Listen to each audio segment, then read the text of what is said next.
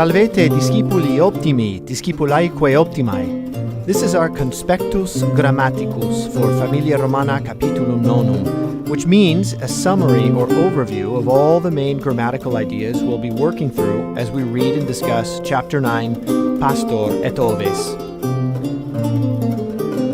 It's designed to be short, brevis, to the point, ad rem, and useful, utilis, as preparation for our next class discussion, as well as a review tool for later in our work on this chapter.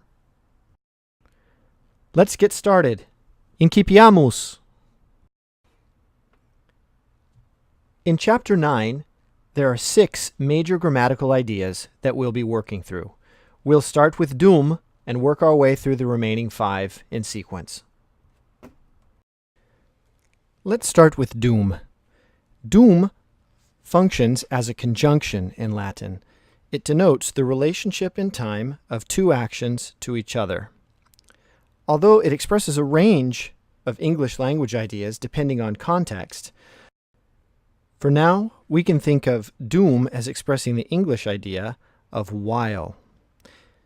Take a look, for instance, at this sentence from our chapter.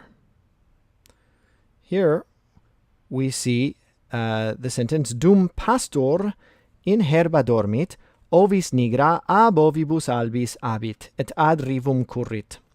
We see the word dum here, expressing the idea that while the shepherd is sleeping in the herba, in the grass, the black sheep, ovis nigra, ab ovibus albis, from the white sheep, abit, goes away. So while the shepherd is sleeping in the grass, the black sheep goes away from the white sheep. Here's another instance of the conjunction dum.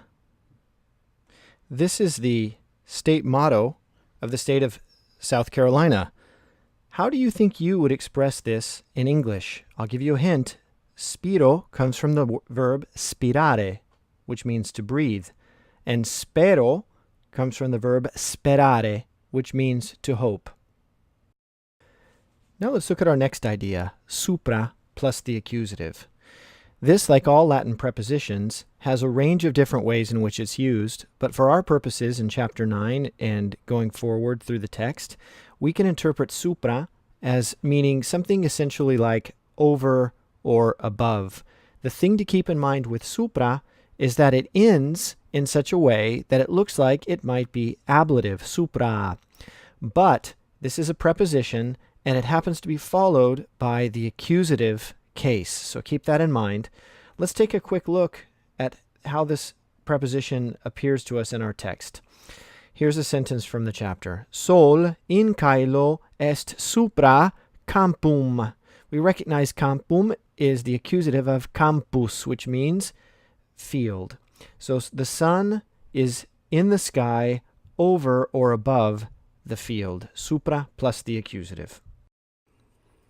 Our next topic is another Latin preposition that we see in this chapter. The preposition is sub. And sub, in a sense in opposition to supra, means under or beneath.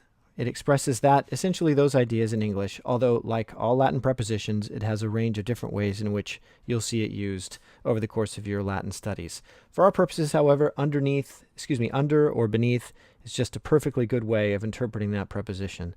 The thing about sub is, unlike with supra, which was followed by the accusative, sub is followed by the ablative case. So just remember, sub is followed by the ablative case. Let's take a look at a use of sub from our text. Here's our sentence. Sub arbore autem umbra est. Autem, you may remember, we can interpret that as however. Sub arbore, under or beneath the tree, in the ablative case. Arbor, arboris, in the ablative is arbore. Umbra est. Umbra, of course, is shade or shadow. So under the tree, however, there is shade. The Latin idea of ipse, ipsa, ipsum is very common in Latin texts. It expresses the idea of himself, herself, or itself. And in that sense, it functions as kind of an intensifier to whomever it is that is being identified in the sentence. It declines in a way that will be familiar to you, but that we'll go over in more detail in class. For now, it's important just to recognize that ipse, ipsa, ipsum, or any of its other case forms simply is meant to express the idea of himself, ipse, herself, ipsa, or itself, ipsum. So let's take a look at how this functions in our text. Here's a sample sentence. It's a question from our text, and it reads, ubi est lupus ipse? And it's asking, where is, not just where is the wolf, but where is the wolf himself? We'll see in context that the wolf has been being discussed, or we've been discussing wolves, or we've been discussing the footprints of wolves, for example, or the footprints of a wolf, and we're wondering, well, there are the footprints, but where is the wolf himself? Ubi est lupus ipse? And of course, that's what we'll find out in our chapter.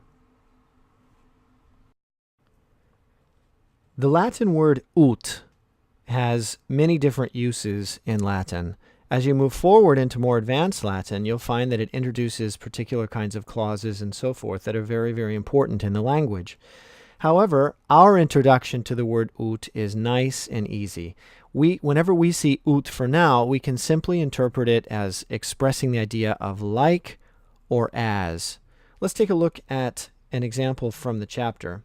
Here we go. It's kind of a scary picture of lupus ipse, the wolf himself.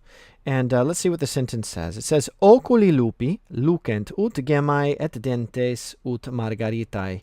So what this is expressing to us is simply the idea that the eyes of the wolf are shining, right? Lucent, ut, like or as gemmae. Right? So they're shining like gems. And the wolf's teeth, dentes, are shining, if you will, or they look like ut margaritae. Oculi lupi lucent ut gemmae et dentes, the teeth are like margaritae, like pearls, meaning they're white and ferocious. So if we simply interpret ut, meaning like or as, we'll be in great shape going forward. Our final topic for the chapter is a very straightforward one. It's a simple command. The command is duc.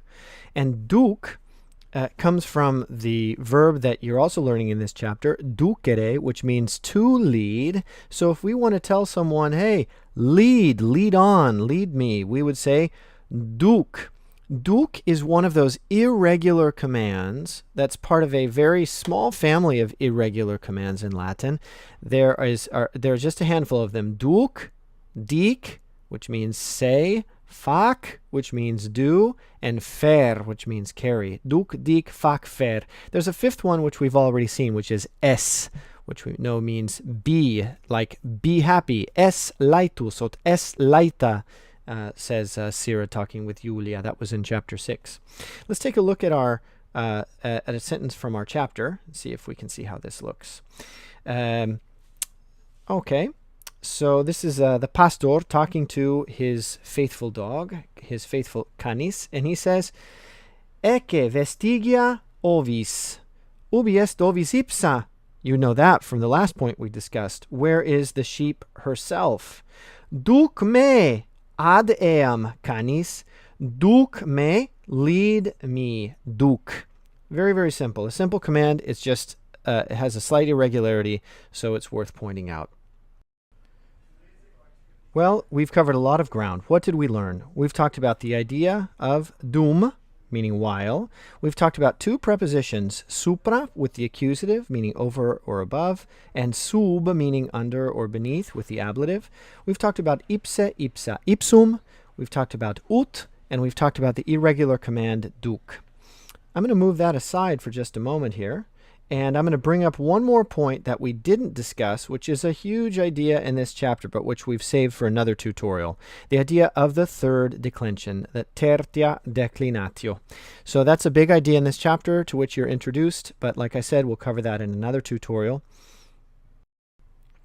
I hope you find that this has been helpful and that this serves at least as a basic preparation for our conversation in class, where we'll go over all of these things in much greater detail with many more examples, and we'll of course answer all of your questions so that you're adequately prepared to go through the rest of the chapter with great confidence and focus on really learning the language and not get hung up by some of the basic grammatical ideas. Gratias maximas, nos videbimus, mox.